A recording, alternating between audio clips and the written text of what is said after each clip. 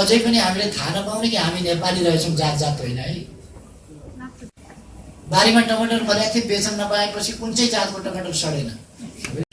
समय छैन, त्यसै कारण छिटो गर्नुपर्छ।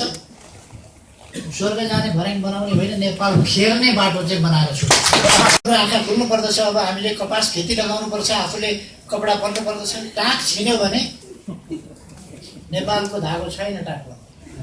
काठमाडौँमा हामीले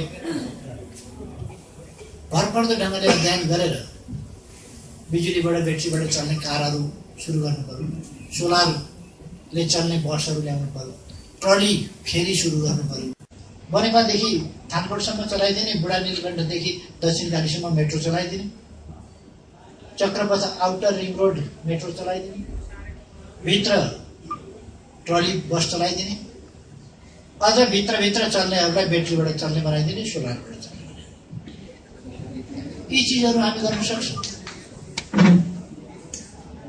अब हामीले ग्यासका चुल्हा भन्दा पनि अब बिजुलीका चुल्हातर्फ लाग्नुपर्छ बिस्तारै।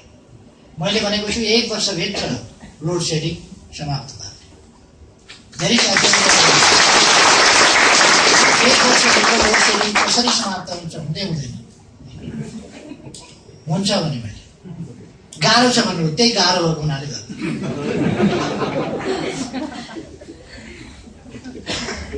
तपाईँहरूलाई म भन्न चाहन्छु, अर्को तिहारमा लोड सेडिङ हुनेछ। त्यसपछि लोड सेडिङवाला जमाना, यस जलस्रोतको धनी देशमा लोड सेडिङवाला जमाना त्यो अब हामी मान्दैन।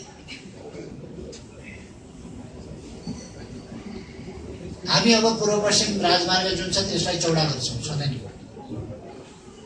चतराबाट सिन्धुलीका लागि अर्को बाटो बनाउँछ। कसैले चित्तहरू गाउँमा लागेको हुन्छ, सबै उत्तरतिरका पनि नाकाहरू खोल्छौँ। मध्य पहाडी राजमार्गलाई बढाइन्छ। बेला म प्रधानमन्त्री भएँ त्यति बेला यो सबै कुरा भइसकेको थियो, नाकाबन्दी पनि भइसकेको थियो, मधेस आन्दोलन पनि भइसकेको थियो।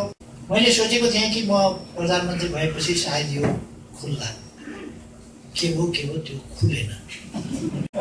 मलाई विश्वास छ फेरि पनि खोल्छु।